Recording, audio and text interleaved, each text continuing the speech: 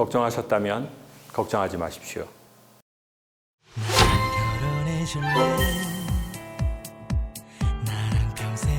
자, 우리가 결혼을 했어요.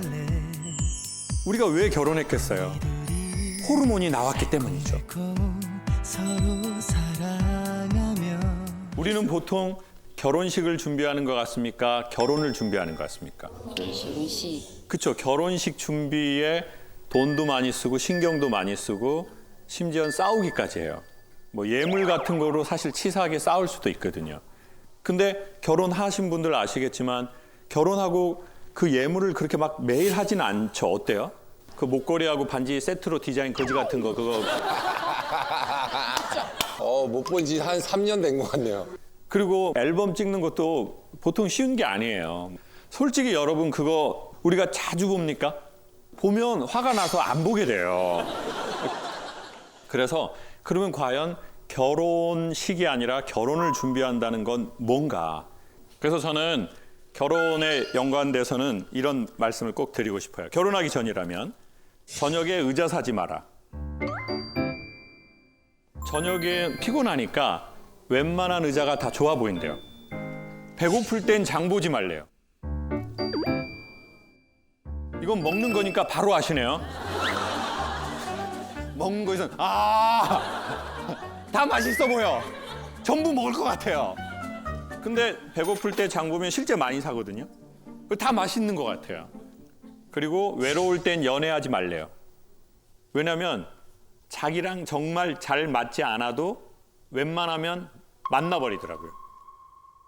그러니까 조금 지혜는 홀로 설 때 연애하고 의자는 오전에 사고 장은 배부를 때 보고 그러면 리스크를 좀 더 줄이겠죠. 그리고 연인이 부부가 헤어질 때 가장 많은 이유를 뭐라고 하죠? 성격 차이. 성격 차이는 뭐가 안 통한다는 거예요? 대화가 안 된다는 거거든요. 그러니까 이 사인이 무슨 뜻인지를 해석할 수 있는 것이 일단 소통의 1번이에요. 근데 여성들이 바라는 건 큰 게 아니고 정확하게 소개할게요. 섬세한 거래요. 맞아. 내가 흘리듯이 말았는데 그걸 기억해내고 뭐 이렇게 딱 옷 입고 왔는데 옷 너무 색깔 너무 잘 어울리신다. 맞아. 근데 이게 되게 웃긴 게 뭔지 아세요? 남자는요. 남자끼리 친하다라고 하는 사이에서는 디스를 많이 해요. 근데 남자들이 이걸 모르니까 이 방식을 여자한테 쓰는 집이 있어요. 뭐 예를 들어 자기야 바지 너무 좋은데 와사비처럼 이게 와사비처럼 이게 자기야 자기 근데 옛날에 몸매 장난 아닌데 지금 장난꾸러기 됐네. 이런 개구쟁이 같은 이런. 남자는 이게 당신 특별한 사람이야. 넌 자기가 특별하니까 나 이렇게 한 거야. 근데 이건 남자끼리의 언어를 이성에게 써버리는 남자가 엄청 많더라고요. 근데 그 남자들이 이제 연애할 때는 했죠. 어떻게 가능했을까요? 그때는 이성적 매력을 느꼈기 때문에 도파민이 나와서 그렇대요. 의욕을 샘솟게 하고 흥분하게 하는 흥분 물질. 그냥 미쳤다고 보시면 돼요, 그냥. 미쳐가지고 호르몬 나와가지고 막 집에 가다가도 자기야 이러고 하고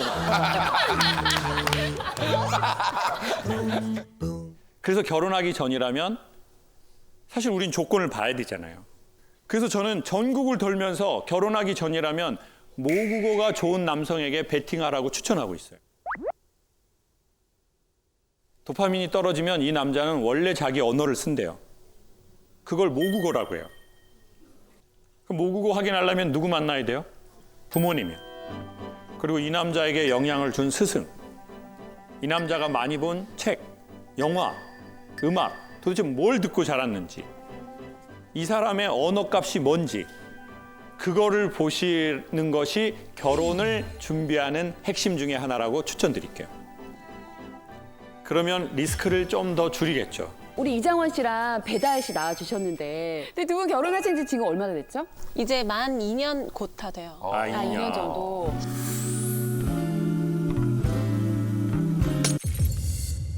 되게 빨라요, 다. 그러니까 어떤 문제 닥치면은 저는 고민하지 않고 일단 해결부터 하고 감정도 막 들여다보지 않고 확 해결하는 편이고 오빠는 이제 미룰 수 있을 때까지 이제 미뤄요.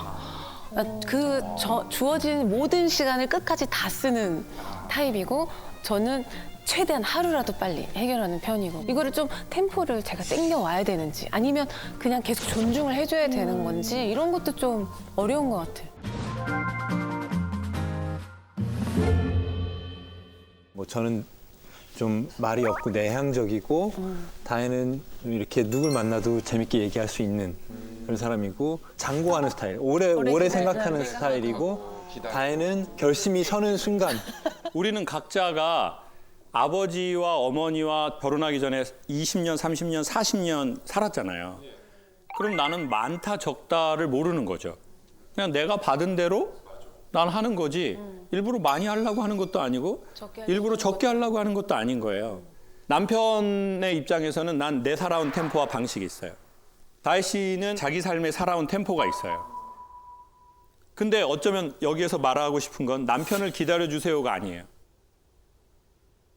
우리가 왜 상대적으로 이렇게 하는 이게 생겼는지 그게 더 전 궁금한 것 같아요.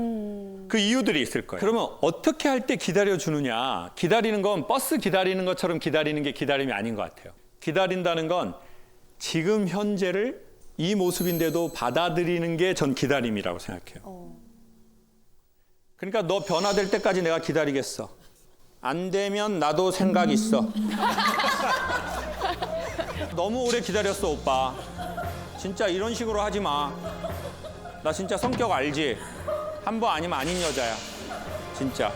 너무 힘들어. 자, 봐보세요. 그런 기다림이라면 오빠가 변화되기까지 나 기다리겠어. 그럼 변화 안 되면 어떡할 거예요? 그럼 얼마나 화가 나겠어요? 이때까지 참은 건데. 그러니까 기다림은 참는 게 아니라는 거죠. 지금 현재의 이 사람의 이러한 모습이어도 내가 수용하고 받아들이고 같이 할게요. 결혼하기 전이라면 이런 마음이 드신다면 그분하고 결혼하세요. 그렇지 않다면 오늘을 끝으로 거기까지 갑니까? 거기까지 가요. 거기까지 하겠습니다.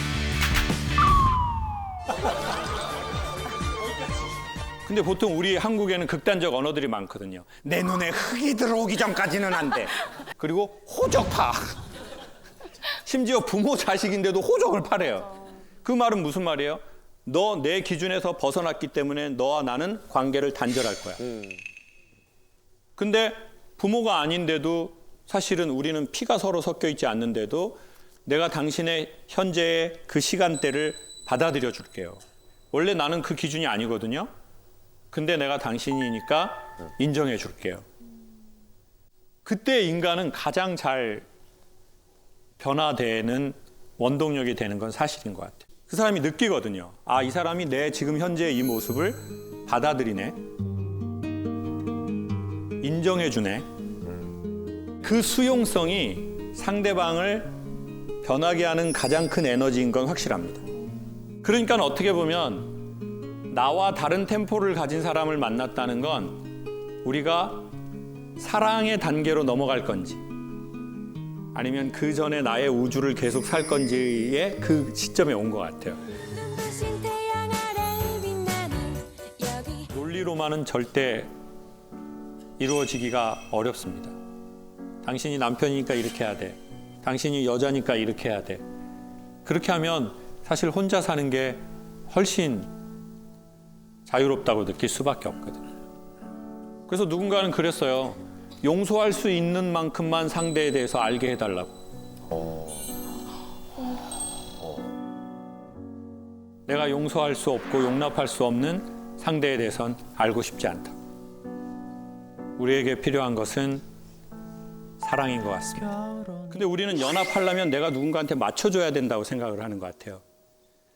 근데 연합의 첫 번째는 희생이 아니라 자기 컬러를 찾는 것 같아요. 비행기가 사고가 나면 이렇게 말해요. 천장에서 마스크가 떨어집니다. 보호자가 먼저 착용하시고 아이에게 해주세요라고 해요. 자기 숨을 쉬어야 내가 상대방에게 숨을 참고 맞춰줄 힘이 생기는 것 같아요. 그러니까 내가 어디에서 숨 쉬는지를 알아내는 게 1번이라는 거죠. 그 다음 단계, 남편은 어디에서 숨을 쉬지? 아내는 어디에서 숨을 쉬지? 이걸 알아내는 거라는 거죠. 그러니까 우리는 뭔가 항상 둘이 절대적으로 함께 해야 부부다. 우리는 함께, 똥도 함께 싸잔 말이야, 자기야. 그건 아니지 않나요? 그건 아니죠. 그 함께가 아니라는 거죠. 오히려 함께라는 단어는 상대를 인정해 주는 거. 여보, 당신의 그 지점을 찾아봐. 나는 요즘에 이런 게 있는데 이런 게. 그래. 더 좀 해봐. 그러다가 맞는 게 있으면 둘이 같이 해야 된다는 거죠. 기억한다는 거.